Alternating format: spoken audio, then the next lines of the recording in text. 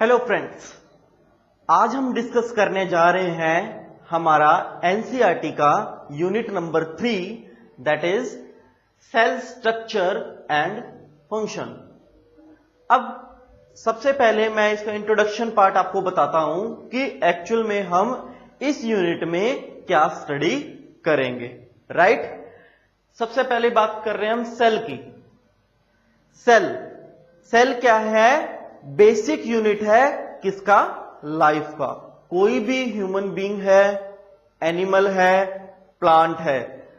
Unit 2 में हमने plants और एनिमल सेल को हमने स्टडी किया कि वो सेल किस तरह से बना होता है, टिश्यू किस तरह से बना होता है, टिश्यू का सिस्टम क्या होता है, टिश्यू सिस्टम के नाम से एक वीडियो है वहां पर। उसके बाद ऑर्गन क्या है, ऑर्गन सिस्टम क्या है, और उसका एक एग्जांपल कॉकरोच लेकर हमने उसकी एनाटॉमी को भी डिस्कस किया। अब हम इस यूनिट में हम डिस्कस करेंगे मेनली 3 चैप्टर है इस यूनिट में। पहला है cell the unit of life. Cell the unit of life ही इस चैप्टर का नाम क्यों है? इसका रीजन ये है कि यहां पर हम सेल का बेसिक हम जानेंगे। सबसे पहले हमने टिश्यू के बारे में, उसके टाइप्स के बारे में हमने स्टडी किया था। अब जो बेसिक यूनिट है सेल, वो क्या है? प्रोकैरियोट सेल्स क्या हैं, यूकैरियोट क्या है, सेल वॉल किसमें प्रेजेंट होती है, सेल वॉल किसमें एब्सेंट होती है, गोल्गी बॉडी किसमें है, ऑर्गेनेल्स किसमें है, या डिफरेंट काइंड ऑफ जितने भी ऑर्गेनेल्स और rest of the cytoplasm, protoplasm, कुछ भी सेल से रिलेटेड हम इस टॉपिक में, हम इस चैप्टर में हम डिस्कस करेंगे। उसके बाद नेक्स्ट यूनिट आएगा बायोमोलिक्यूल्स। बायोमोलिक्यूल्स किसे कहते हैं? ऐसे molecules like protein, DNA. Biomolecules 2 types के होते हैं। पहला बेसिक जो है माइक्रो, दूसरा मैक्रो। माइक्रो मीन्स ऐसे जिनका साइज, शेप कम हो, छोटा हो, और मैक्रो में जिनका साइज, शेप और रेस्ट ऑफ द मॉर्फोलॉजी वो साइज में बड़ी हो as compare to the micro. ठीक है, तो बायोमोलिक्यूल्स हमारी बॉडी के लिए क्यों जरूरी है? राइट, प्रोटीन क्या है, प्रोटीन का स्ट्रक्चर क्या है, ये सब हम इन बायोमोलिक्यूल्स में हम डिस्कस करेंगे। ठीक है, उसके बाद 3rd चैप्टर में हम डिस्कस करेंगे cell cycle and cell division. Cell cycle और सेल डिवीजन का यहां पर मेन मोटिव क्या है?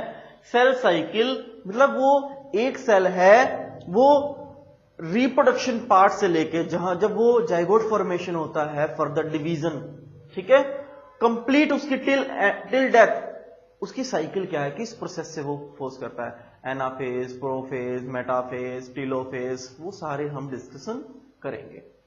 सेल डिवीजन, सेल डिवीजन की भी 2 तरह की प्रोसेस होती है। पहली प्रोसेस होती है माइटोसिस, दूसरी होती है मेयोसिस। अब माइटोसिस और मेयोसिस के आगे फर्दर सब स्टेप्स हैं, 4-4, 5-5 स्टेप्स हैं, तो वो सब हम सेल डिवीजन में हम डिस्कस करेंगे। तो होप सो फ्रेंड आपको ये पता चल गया होगा कि इस यूनिट में हम क्या डिस्कस करने जा रहे हैं। अब मैं एक थोड़ा सा डिटेल में आपको cell the unit of life का आपको इंट्रोडक्शन आपको पार्ट में बता देता हूं। जो पहला हमारा है, ये अब यूनिट नंबर 3 है, that is unit number 3 and cell the unit of life, it is a chapter number 8। क्या है ये? हमारी एनसीईआरटी की +1 की बुक में क्या है ये? चैप्टर नंबर 8 है, सेल। देखिए, लास्ट लेक्चर में हमने डिस्कस किया था एनाटॉमी को।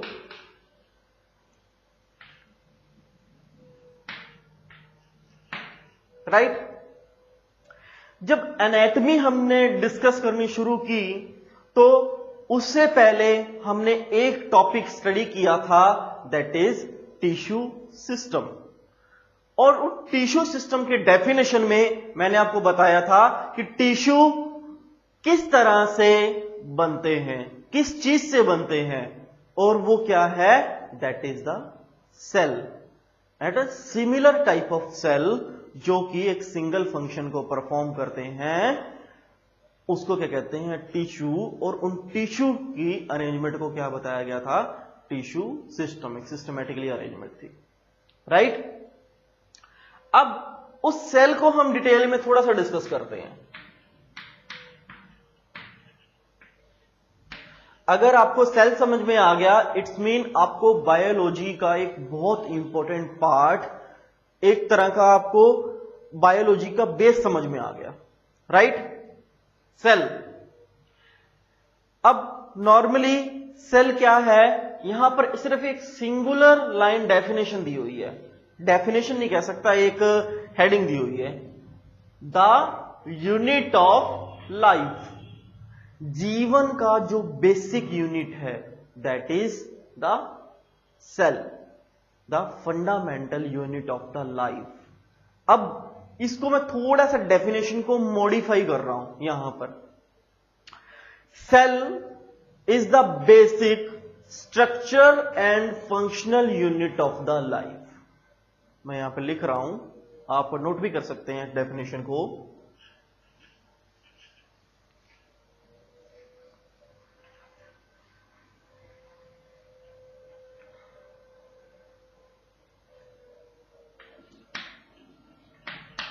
Cell is the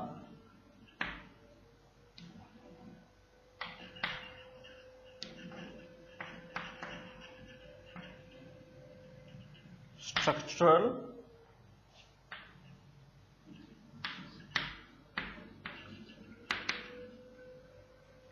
and functional, यहां पर मैं एक वर्ड डाल रहा हूं, fundamental unit of the life, fundamental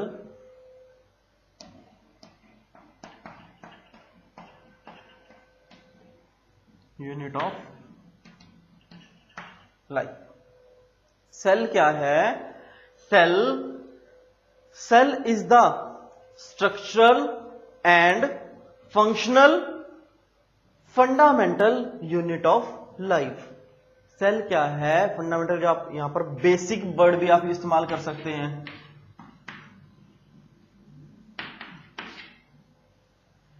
cell is the structural means जो कि किसी भी टिश्यू को स्ट्रक्चर देता है, और टिश्यू सिस्टम जब बनता है, यानी टिश्यूज की अरेंजमेंट होती है, तो उसी बेस पर ही किसका स्ट्रक्चर तैयार होता है, किसी भी लिविंग ऑर्गेनिज्म का स्ट्रक्चर उस पर डिपेंड करता है। तो इसलिए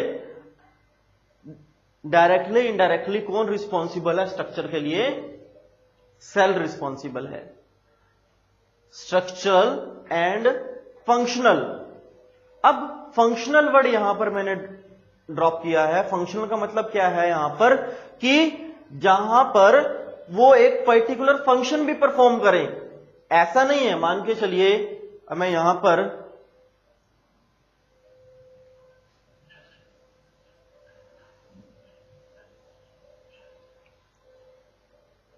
देखिए,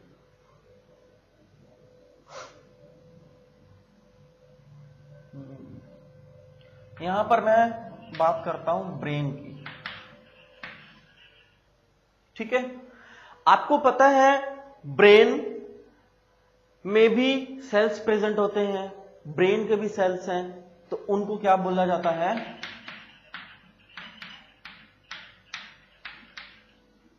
नर्व सेल्स। क्या बोलते हैं, नर्व सेल्स या फिर न्यूरॉन्स। क्या बोलते हैं, न्यूरॉन्स या नर्व सेल्स। जो ये नर्व सेल्स हैं, ये अपने आप में एक मास बॉडी तो है ही है, राइट, लेकिन इनका एक अपना पर्टिकुलर फंक्शन भी है, और वो पर्टिकुलर फंक्शन क्या है, सिग्नल को ट्रांसमिट करना, ट्रांसमिशन ऑफ सिग्नल।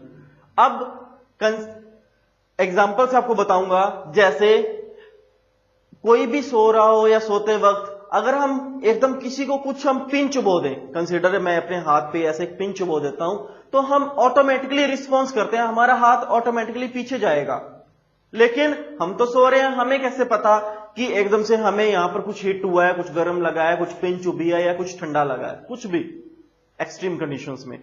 तो जैसे ही हमने यहां पिन चुबाई या फिर कुछ गर्म या कुछ ठंडी चीज एकदम से हम लगाएंगे तो हमारा हाथ एकदम से रिस्पॉन्स करता है। और वो रिस्पॉन्स क्यों करता है? Due to signal transmission, brain से सिग्नल मिलते हैं ना। तो अब सिग्नल ट्रांसमिट किस तरह से हुए? With the help of nerve cells. किससे हेल्प हुए? साइनेप्सिस के थ्रू और नर्व सेल्स मेनली। ठीक है, तो नर्व सेल क्या है कि ये बेसिक यूनिट है किसका? ब्रेन का, ब्रेन सेल्स का, नर्व सेल जिसे बोलते हैं। तो इसीलिए सेल हर एक टिश्यू में, हर एक ऑर्गन में सेल का एक पर्टिकुलर स्ट्रक्चर भी होता है और उसका फंक्शन भी होता है। इसीलिए इसको क्या कहा गया? फंडामेंटल या फिर basic unit of the life. इसीलिए यहां पर वर्ड यूनिट ऑफ लाइफ लगाया गया है। अब समझ में आया ये cell unit of the life क्यों लगाया गया है? बिकॉज ऑफ दैट सेल एक परफॉर्म करता है, स्ट्रक्चर को भी डिफाइन करता है किसी भी बॉडी को, किसी भी लिविंग ऑर्गेनिज्म की, और उसके फंक्शन को भी। तो सेल का जो structure and functional basic unit है लाइफ का, इसीलिए यहां per unit of life word use किया गया है। आपको पता होना चाहिए जब भी आप कोई चैप्टर पढ़ते हैं उस चैप्टर का नाम क्या है और वो किस तरह से डिफाइन किया गया है, उस स्टेप बाय स्टेप आपको पता होना चाहिए। जब तक आपको चैप्टर का नाम क्लियर नहीं होगा तब तक आप फर्दर आप पढ़ते भी रहेंगे तो उस चीज का कोई बेनिफिट नहीं होगा। सिर्फ वो एक तरह का लिटरेट हो रहे हैं आप, लेकिन एजुकेट नहीं हो रहे हैं।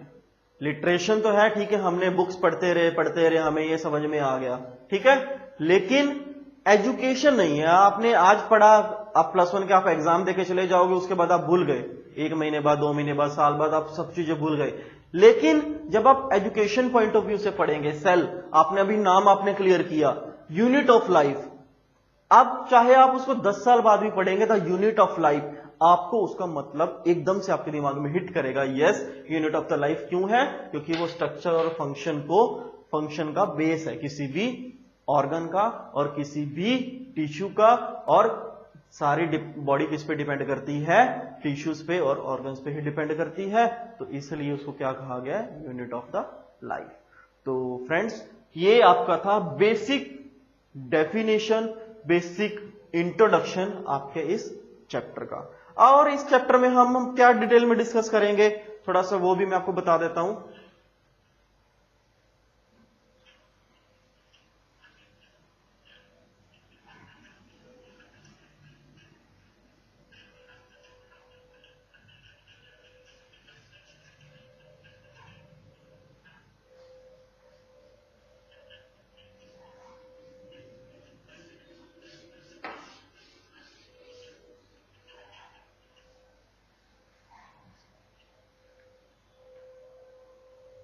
देखिए, सेल में सबसे पहले हम पढ़ेंगे सेल थ्योरी।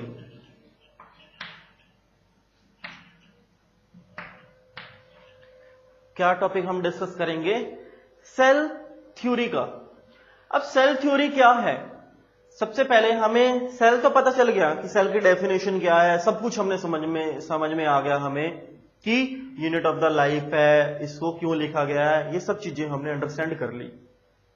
अब सेल आया कहां से, उसके हिस्ट्री में, उसके बैक में क्या क्या बेसिक थ्योरीज हैं, किन किन साइंटिस्ट ने वर्क किया है, वो सब चीज हम डिस्कस किस टॉपिक में करेंगे?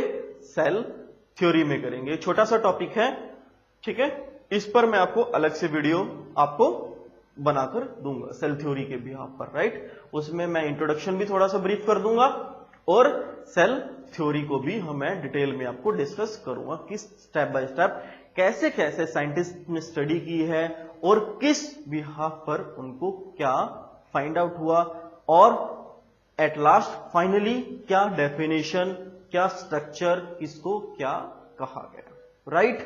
सेल थ्योरी का बेसिक मैं आपको बता देता हूं। सेल थ्योरी में सबसे पहले आइडेंटिफाई किया गया सेल, और उसके बाद साइंटिस्टों ने आगे फर्दर डिफाइन किया गया कि उसके अंदर न्यूक्लियस भी प्रेजेंट होता है, राइट।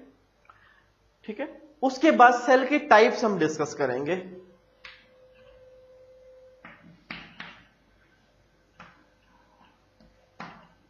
मेनली सेल किन टाइप्स के मिलते हैं, ठीक है। मेनली सेल्स के दो टाइप्स होते हैं। पहला है यूकैरियोट्स,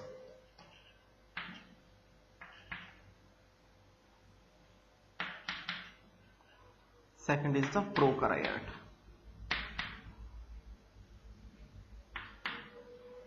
जिसे हम यूकैरियोटिक सेल भी कहते हैं और प्रोकैरियोटिक सेल्स भी कहते हैं।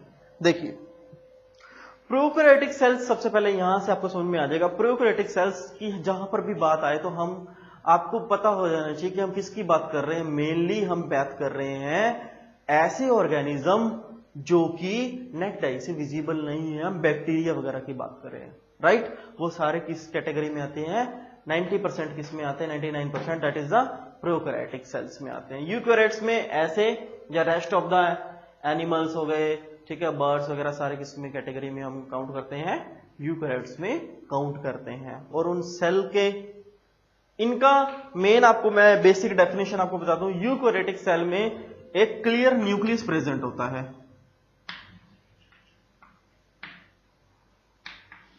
न्यूक्लियस प्रेजेंट होता है, बट इसमें एब्सेंट। एब्सेंट वर्ड भी लिखना यहां पर सही नहीं होगा, बट यू कह सकते हैं कि कंप्लीटली क्लियरली विजिबल नहीं है।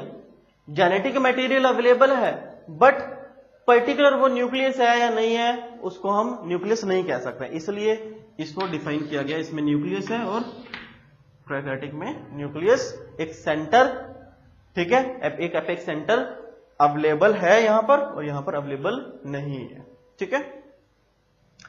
एक इन दोनों में कॉमन है, दोनों में राइबोसोम्स दोनों में मिलते हैं, ठीक है। राइबोसोम्स का फर्दर हम फंक्शन भी आपको इसमें मैं आपको डिटेल में डिस्कस करूंगा। इनके यूजेस क्या क्या है, सिग्निफिकेंसेस, ठीक है, इनमें हम डिस्कस करेंगे। सिमिलैरिटी डिस्कस करेंगे,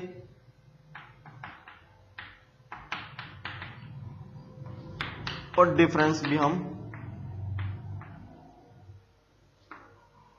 इस चैप्टर में हम डिस्कस करेंगे। और मोस्ट इंपोर्टेंट पार्ट हम क्या डिस्कस करेंगे? यूकैरियोट्स और प्रोकैरियोट्स के अंदर जो जेनेटिक मटेरियल है उसकी डिस्कशन करेंगे, एज वेल एज यूकैरियोट्स के अंदर जो अलग अलग ऑर्गेनेल्स हैं। ऑर्गेनेल्स मींस कि ऐसे स्ट्रक्चर जो सेल के अंदर ही है, राइट, बट वो इंडिपेंडेंट है। इंडिपेंडेंट एक वॉल से कवर अप स्ट्रक्चर है, जैसे गोल्गी बॉडी, उसे गोल्गी बॉडी भी कहते हैं, राइट। एंडोप्लाज्मिक रेक्टिकम, ER जिसे हम बोलते हैं, राइट। तो न्यूक्लियस की हम डिस्कशन करेंगे, ठीक है, राइबोसोम्स की हम डिस्कशन करेंगे, और रेस्ट ऑफ द जितने भी हम पार्ट्स हैं इसको वन बाय वन हम इसको यूकैरियोटिक सेल्स में और प्रोकैरियोटिक सेल्स में हम डिस्कस करेंगे। इसकी एक अलग से वीडियो भी बनाऊंगा मैं, और उसमें आपको डिटेल में आपको दोनों का डिफरेंस, दोनों की सिमिलैरिटी, दोनों का डिफरेंस, और इनकी बीच के जो ऑर्गेनेल्स हैं, जो भी पार्ट्स हैं प्रोकैरियोटिक्स में और या फिर यूकैरियोटिक सेल्स में, ये दोनों आपको अलग से डिफाइन किए जाएंगे, राइट। और सिमिलैरिटी और डिफरेंस तो आपको पता ही है, सभी चीज में होगा with the help of example. उसके बाद एक पर्टिकुलर बैक्टीरिया और पर्टिकुलर एनिमल सेल्स को लेके, यूकैरियोटिक सेल्स को लेके मैं आपको डायग्रामेटिकली आपको डिफाइन करूंगा कि इनका प्रॉपर फंक्शन क्या है और इनका डिसफंक्शन क्या है, राइट। तो फ्रेंड्स, इसी के साथ आपका सेल स्ट्रक्चर एंड फंक्शनल जो यूनिट नंबर 3 है, इसका इंट्रोडक्शन पार्ट, जो cell the unit of the life है, इसका यहीं पर फिनिश होता है। तो होप सो आपको इंट्रोडक्शनरी पार्ट में आपको क्लियर हो गया होगा कि हम अपकमिंग वीडियोस में, अपकमिंग हमारे जो चैप्टर्स हैं वहां पर हम क्या डिस्कस करने जा रहे हैं। तो आपको ये पता होना चाहिए कोई भी चीज पढ़ने से पहले कि हम किस चीज की बात कर रहे हैं, उसका बेस क्या है और हम उसको क्यों स्टडी कर रहे हैं, ये सारी चीजें क्लियर होनी चाहिए। तभी आपकी इस एजुकेशन का और मेरे पढ़ाने का कोई बेनिफिट है, राइट। तो फ्रेंड्स, इसी के साथ मैं आपको कहूंगा जो हमारा यूट्यूब चैनल है प्रोफेसर DR विज, आप ज्यादा से ज्यादा इसको सब्सक्राइब करिए, शेयर करिए, ताकि घर बैठे आप सभी इसका बेनिफिट ले सकें और आपके फ्रेंड्स, सीनियर, जूनियर्स भी इनका हेल्प इनसे ले सके और अपने कैरियर को एनहांस कर सकें, राइट। इसमें आपको 9th, 10th, +1 और +2 physics, chemistry, mathematics and biology की NCERT बेस्ड सभी वीडियोस आपको अवेलेबल हैं, राइट। और इनको आप स्टडी करके 1 by 1 चैप्टर वाइज प्लेलिस्ट बनी हुई है, वहां से आप इनको चेकआउट कर सकते हैं और अपने कैरियर को, अपनी नॉलेज को एनहांस कर सकते हैं। तो इसी के साथ मैं आपको गुड बाय कहता हूं। Thank you so much.